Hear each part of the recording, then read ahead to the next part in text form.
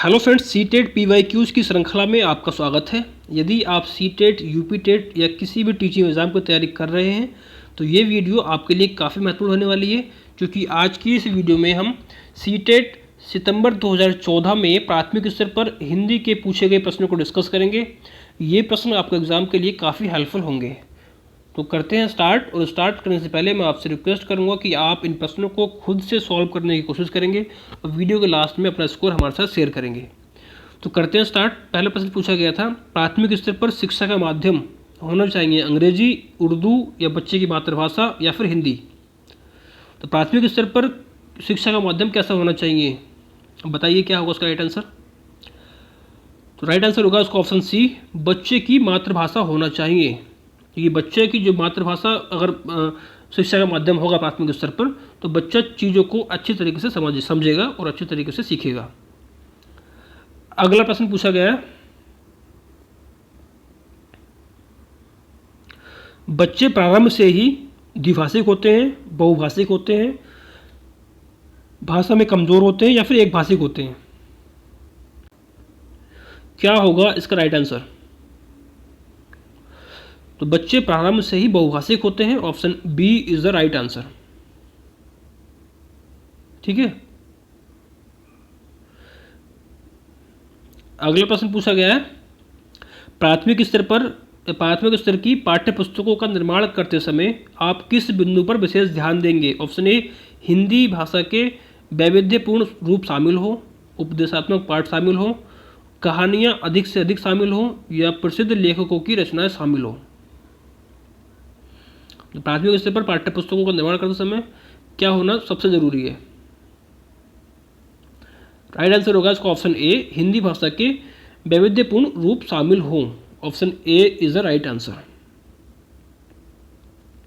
अगला प्रश्न पूछा गया, चॉम्स्की के अनुसार कौन सा कथन सही है। बच्चों में भाषा सीखने की जन्मजात क्षमता नहीं होती, बच्चों में भाषा सीखने की क्षमता बहुत सीमित होती हैं, बच्चों को व्याकरण सीखना जरूरी है या फिर बच्चों में भाषा सीखने की जन्मजात क्षमता होती है।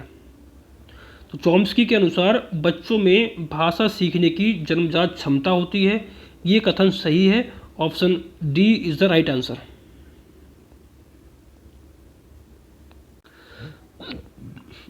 अगला प्रश्न है, पाठ के अंत में अभ्यास और गतिविधियां देने का उद्देश्य है। बच्चों को व्यस्त रखने हेतु गतिविधियां बनाना, बच्चों को याद करने हेतु सामग्री उपलब्ध करने में सहायता करना, गृह कार्य की सामग्री जुटाना या बच्चों को अभिव्यक्ति के अवसर देना। तो पाठ के अंत में अभ्यास और गतिविधि का मुख्य उद्देश्य होता है बच्चों को अभिव्यक्ति के अवसर देना। Option D is the right answer. अगला प्रश्न है, भाषा अर्जित करने की प्रक्रिया में किसका महत्व सर्वाधिक है। भाषा प्रयोगशाला का, पाठ्यपुस्तक का, समाज का या भाषा कक्ष का। तो भाषा अर्जित करने की प्रक्रिया में समाज का महत्व सबसे अधिक होता है, option C is the right answer. अगला प्रश्न पूछा गया है, एक समावेशी कक्षा में भाषा शिक्षक को किस बिंदु का सबसे अधिक ध्यान रखना चाहिए। ऑप्शन ए, सभी बच्चों को समान गतिविधि में शामिल होने के लिए प्रोत्साहित करना, ऑप्शन बी, सभी बच्चों को समान अपेक्षाएं रखना, ऑप्शन सी, विविध प्रकार की दृश्य श्रव्य सामग्री का उपयोग करना या फिर ऑप्शन डी, सभी बच्चों को समान रूप से गृह कार्य देना। तो एक इंक्लूसिव क्लास में भाषा शिक्षक के लिए सबसे जो महत्वपूर्ण होता है वो विविध प्रकार की दृश्य श्रव्य सामग्री का उपयोग करना। Option C is the right answer. अगला प्रश्न पूछा गया है,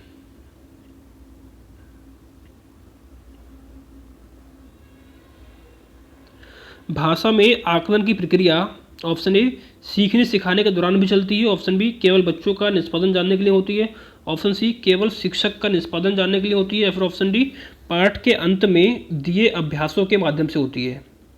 तो भाषा में आकलन की प्रक्रिया जो होती है वो सीखने सिखाने के दौरान भी चलती है। Option A is the right answer.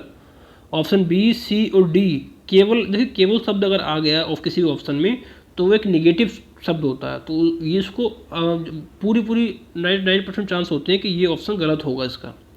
केवल का आप ध्यान रखेंगे, केवल शब्द का। ठीक है। अगला प्रश्न पूछा गया, पढ़ना सीखने की प्रक्रिया में किसकी भूमिका सर्वाधिक महत्वपूर्ण है? बाल साहित्य के सार्थक प्रयोग की, पाठ्यपुस्तक की, भाषा परीक्षाओं की या भाषा प्रयोगशाला की? क्या होगा इसका राइट आंसर, बताइए। पढ़ना सीखने की प्रक्रिया में बाल साहित्य के सार्थक प्रयोग की भूमिका सर्वाधिक महत्वपूर्ण होती है। Option A is the right answer. अगला प्रश्न पूछा गया, प्राथमिक स्तर पर भाषा शिक्षण का उद्देश्य यह है कि बच्चे भाषा परीक्षा में सदैव अंक लाएं, बच्चे विभिन्न स्थितियों में भाषा का प्रभावी प्रयोग कर सकें, बच्चे भाषा के व्याकरण को जान सकें, या बच्चे मानक भाषा का प्रयोग करना जल्दी सीख जाएं। प्राथमिक स्तर पर भाषा शिक्षण का उद्देश्य होता है कि बच्चे विभिन्न स्थितियों में भाषा का प्रभावी एक इफेक्टिव प्रयोग कर सकें। Option B is the right answer. ठीक है, व्याकरण को जानना, व्याकरण का ज्ञान करना, ये प्राथमिक स्तर पर शिक्षा का भाषा का उद्देश्य नहीं होता है। तो option B is the right answer. अगला प्रश्न पूछा गया, भाषा अर्जित करने में वाइगोत्स्की ने किस पर सबसे अधिक बल दिया है? समाज में होने वाले भाषा प्रयोगों पर, परिवार में बोली जाने वाली भाषा पर, कक्षा में बोली जाने वाली भाषा पर, या फिर भाषा की पाठ्यपुस्तक पर? तो राइट आंसर होगा इसका ऑप्शन ए, समाज में बोले जाने वाले या होने वाले भाषा प्रयोग पर वाइगोत्स्की ने सबसे अधिक बल दिया है भाषा अर्जित करने में। Option A is the right answer. अगला प्रश्न पूछा गया है, बच्चे की भाषा का आकलन करने के लिए सबसे उचित तरीका क्या है? बच्चे का जो भाषा का विकास हो रहा है, बच्चा जो भाषा सीख रहा है, उसको असेसमेंट करने के लिए सबसे जो उचित तरीका क्या हो सकता है? बच्चों के भाषा प्रयोग का अवलोकन करना, बच्चों से किताब पढ़वाना, बच्चों से परियोजना कार्य करवाना, या बच्चों की लिखित परीक्षा लेना? तो भाषा का आकलन करने के लिए सबसे उचित तरीका होगा बच्चों के भाषा प्रयोग के अवलोकन करना। बच्चे जो भाषा जिन्होंने सीखी है उसका प्रयोग करते समय क्या किस तरह से उसका प्रयोग कर रहे हैं, उसका अवलोकन अगर आप करेंगे तो ये एक भाषा का आकलन करने के लिए सबसे उचित तरीका होगा। अगला प्रश्न पूछा गया,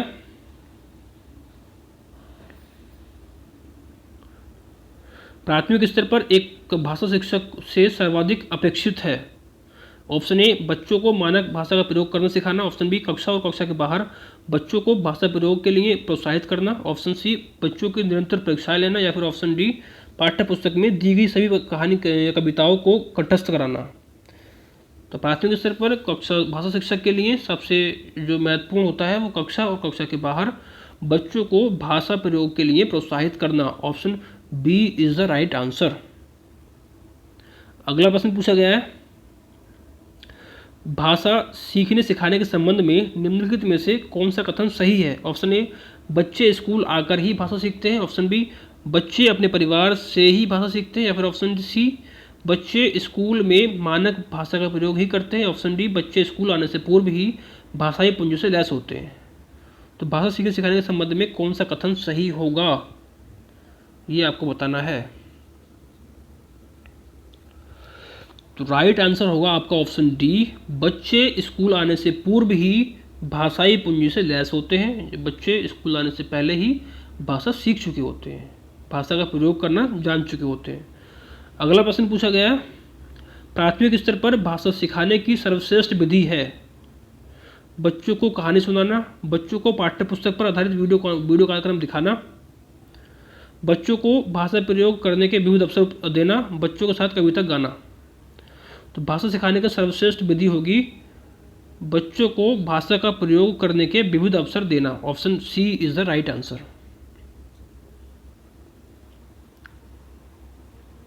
अगला प्रश्न है, अगला जो प्रश्न है आपका गद्यांश से संबंधित है। तो गद्यांश को पढ़ना है, ठीक है, और उस गद्यांश के अकॉर्डिंग आपको सवालों के उत्तर देने हैं। गुलजार जी, क्या लिखते समय पाठ आपके चिंतन में होते हैं? देखिए, जब मैं लिखता हूँ मेरे जहन में मैं होता हूँ, मैं पहले यही तय करता हूँ बात मुझे अपनी कहनी होती है। पाठक को सामने रखकर लिखने का कोई मतलब नहीं होता। दूसरी महत्वपूर्ण बात मैं महसूस करता हूँ वह है कम्युनिकेशन, अपनी बात को पाठक तक पहुँचाना, आर्ट ऑफ कम्युनिकेशन। हाँ, मैं अपने लेखन को इस कसौटी पर रखता हूँ। मीडिया से जुड़े होने के कारण कहने के तरीके को लेकर मैं सोचता अवश्य हूँ, विषय मेरे होते हैं, मेरी बात सही है या नहीं आप अपनी ग्रोथ के साथ एक अहाता बनाते चलते हैं। हर फाइन आर्ट लोगों तक पहुंचनी ही चाहिए, संगीत हो, कला हो या लेखन हो, वो अपने लक्ष्य तक पहुंचनी चाहिए। कहने का ऐसा तरीका तो होना ही चाहिए। तो ये कुल मिलाकर पैराग्राफ दिया गया है, इसके आधार पर हमें उत्तर देने हैं प्रश्नों के। तो काफ़ी इजी पैराग्राफ है, ठीक है, सिंपल सा है, कोई ज़्यादा हार्ड नहीं है, टफ नहीं है। प्रश्न क्या है, जब गुलजार लिखते हैं तो विषय किसके होते हैं? फिल्म बनाने वालों के, स्वयं उनके, मीडिया के या पाठकों के? तो देखिए यहाँ पर सिंपल सा दे रखा है कि जब मैं लिखता हूँ तो मेरे जहन में मैं होता हूँ, मतलब स्वयं खुद, वे खुद होते हैं, स्वयं उनके होते हैं, ठीक है। Option B is the right answer. अगला प्रश्न पूछा गया, अगला प्रश्न है,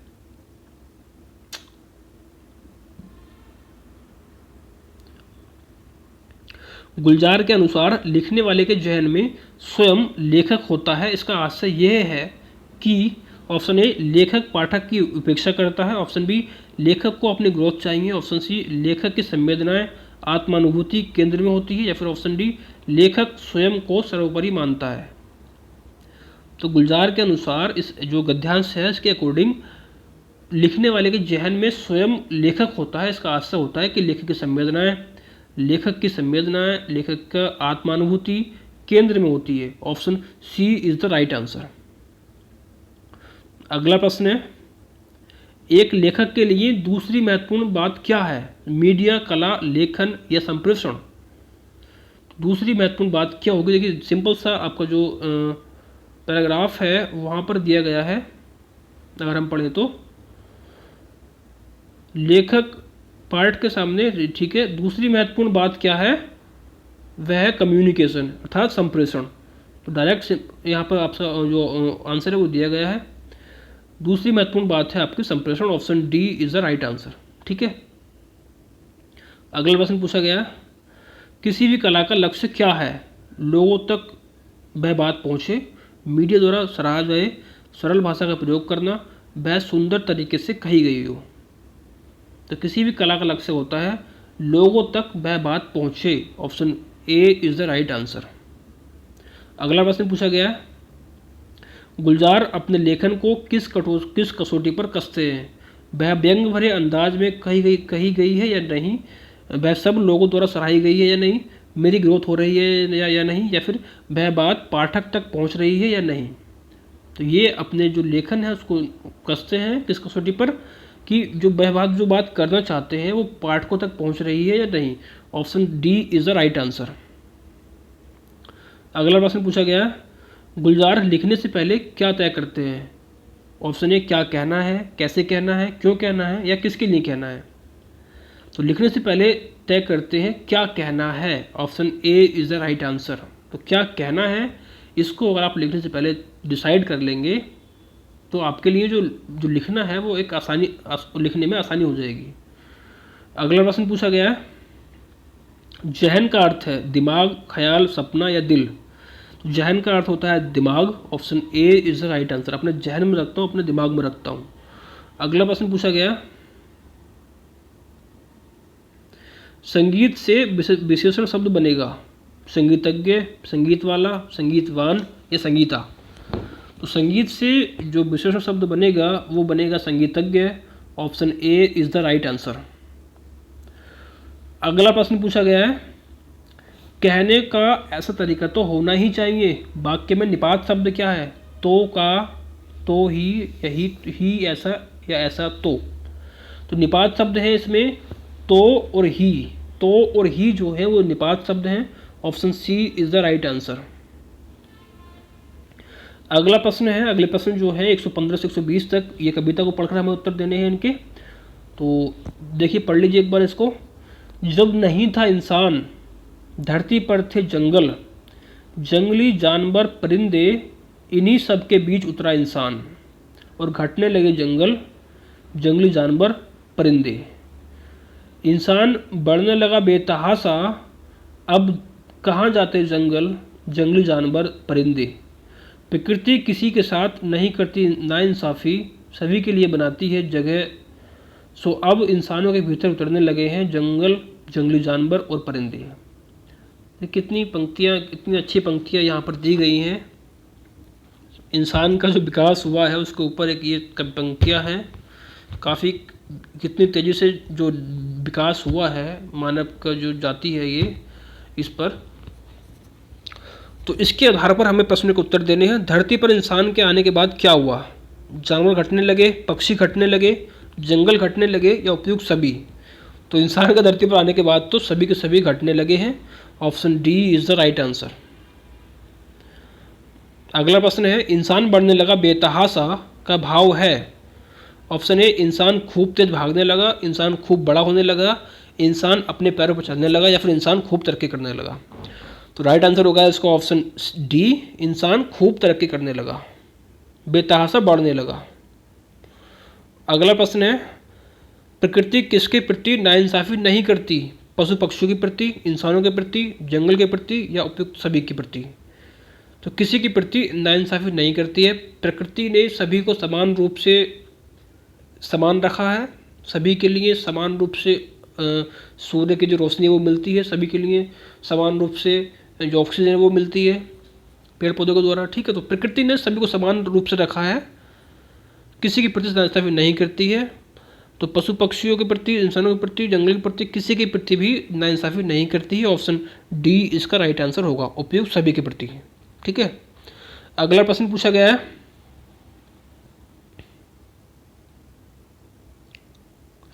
कविता के अंत में क्या व्यंग किया गया है? ऑप्शन ए, इंसानों में अब इंसानियत खत्म हो गई है। ऑप्शन बी, इंसानों के भीतर जंगल की तरह पेड़ उगाए हैं। ऑप्शन सी, इंसानों ने जंगल उगाना शुरू कर दिया है। या फिर ऑप्शन डी, प्रकृति ने इंसानों के प्रति नाइंसाफ़ी की। तो उसका राइट आंसर क्या होगा ये आपको बताना है। राइट आंसर होगा इसका ऑप्शन ए, इंसानों में अब इंसानियत खत्म हो गई है। Option A is the right answer. अगला प्रश्न पूछा गया है, अब कहाँ जाते जंगल का भाव है कि? ऑप्शन ए, अब जंगल खूब बढ़ने लगे। ऑप्शन बी, अब जंगल समाप्त होने लगे। ऑप्शन सी, अब जंगलों में परिंदे नहीं रहते। या फिर ऑप्शन डी, अब जंगल कहीं जाने लायक नहीं रहे। तो राइट आंसर जो इसका पंक्ति का भाव है, अब जंगल, अब कहाँ जाते जंगल, इसका जो भाव है वो है अब जंगल समाप्त होने लगे हैं। Option B is the right answer. अगला प्रश्न है और लास्ट प्रश्न है आज का, जंगल का पर्यायवाची शब्द या पर्यायवाची नहीं है, वन, अरण्य, कानन या बगीचा? तो जंगल का पर्यायवाची शब्द नहीं है, ये बताना आपको। बताइए अब क्या होगा इसका राइट आंसर। वन, अरण्य और कानन ये तीनों ही जंगल के पर्यायवाची शब्द होते हैं, जबकि बगीचा जंगल का पर्यायवाची शब्द नहीं होता है। Option D is the right answer. ठीक है, तो कुल मिलाकर ये जो 30 प्रश्न थे उसको हमने डिस्कस किया। अब मुझे उम्मीद है कि ये जो प्रश्न है आपके एग्ज़ाम में काफ़ी महत्वपूर्ण भूमिका निभाएंगे। और इसके अतिरिक्त आपके कोई सुझाव हों तो आप उनको अपने कमेंट के माध्यम से हमारे साथ शेयर कर सकते हैं। ठीक है, तो इस वीडियो में सिर्फ इतना ही। मिलते हैं एक नई वीडियो में, तब तक के लिए नमस्कार, जय हिंद, जय भारत।